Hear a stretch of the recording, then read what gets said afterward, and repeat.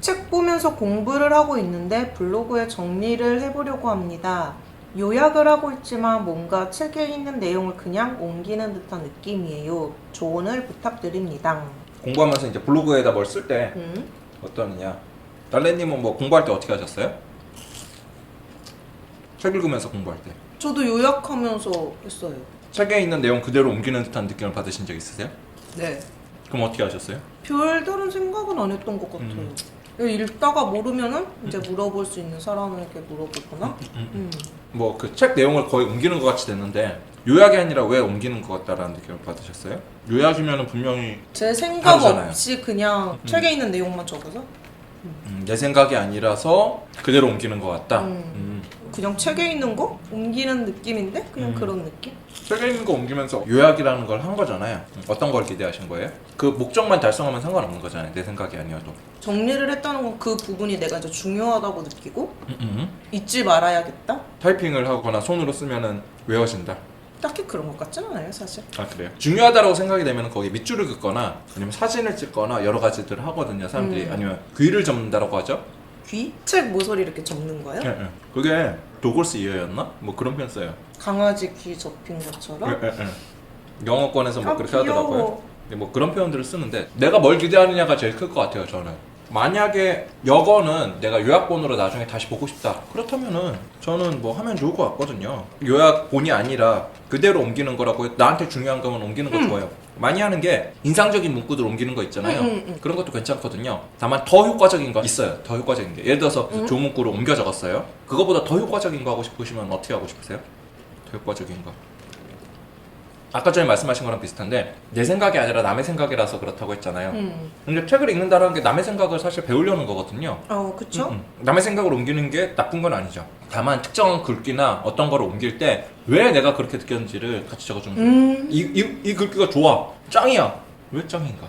한 발 더 나가면은 지금 그래서 내가 어떻게 적용할 것인가. 뭔가를 배울 때 어떻게 적용할까를 고민을 되게 많이 하면 좋아요. 그래서 읽고 거기에 대한 거를 요약을 해서 올린 다음에 그래서 어떻게 하겠다 아니면 잘 모르는 거 이렇게 설명되는데 모르겠다 쓰시면 좋아요. 사실 책을 읽었는데 처음 공부하는 건데 다 알면 이상해요. 그쵸? 모르겠다를 쓰세요. 되게 좋아요. 이거를 이렇게 설명되는데 모르겠다 그럼 전 세계에 있는 오지라퍼들이 다 같이 모여서 뭐라고 하겠죠. 치즈. 그래서 아까 얘기한 첫 번째 책을 읽는 거는 그냥 남의 생각을 듣기 위한 거 하나. 두 번째, 내 생각을 안 적는 것 같아서 불안하다. 왜냐면 공부를 하고 뭘 하고 하려면 내 생각이 들어가야 되기 때문에 그렇거든요. 그러니까 그걸 적는다. 세 번째로는 그걸 내가 어떤 목적으로 이 책을 읽느냐에 따라서 그걸 만족시킬 수 있는 걸 쓰는 거죠. 책 읽는데 괜히 안 읽잖아요. 뭔가 문제를 겪고 있어서 읽는 거잖아요. 만약에 그렇게 해서 쓸 게 없으면은 내가 이 책을 계속 읽어도 되는지 고민을 한번 해보는 거예요. 이 책은 좋다고 해서 읽는데 근데 난 잘 모르겠는데 그러면 안 읽어도 돼요 사실. 억지로 꾸역꾸역 읽을 필요 없죠. 그런데 더 좋은 거는 책을 읽을 당시에는 어디에 써먹을지 모르겠는데 읽는 게 취미가 되고 버릇이 돼 있어서 읽다 보니까 어디에 써먹어야 되는지가 떠오르면 이게 제일 좋아요. 저는 어떤 거든지 상관없어요. 책에서 어떻게 해야겠다를 막 찾아내는 거예요. 그게 저는 최고. 그래서 그걸 적는 거죠. 괜찮죠? 네. 근데 재밌는 게 그런 게 있어요. 블로그에다 뭔가를 정리를 해서 좀 알려주시고 그런 분들이 있거든요. 이런 분들의 특징이요. 책 하나를 정리하질 않아요. 책 하나를 정리했다기보다는요. 내가 원하는 주제에 대한 글을 쓰면서 여러 자료들을 모아요. 아니면은 여러 책을 읽으면서도 자기의 경험을 녹여요.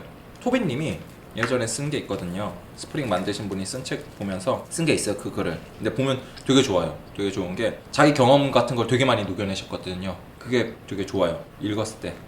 안 끊어져. 궁금한 게 어떤 책을 읽는지는 좀 궁금하긴 하네요. 그래서 일반적인 기술서 같은 경우에는 저는 그냥 요약을 하겠다라는 건 큰 의미는 없다라고 생각해요. 요약이 안 되거든요, 대부분. 맞아요, 그쵸. 저라면은 약간 치트시트? 그런 느낌? 그냥 사용법을 모은 거? 마이크로 서비스 인 액션이라고 하십니다.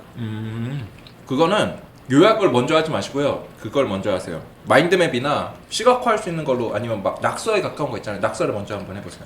낙서가 더 좋습니다. 낙서 좋다. 이거를 글로 쓰려고 하면은 너무 체계적으로 스타트를 하거든요. 근데 공부를 목적으로 하신다면은 낙서를 먼저 스타트하고 낙서한 거를 정리해서 글로 옮기세요.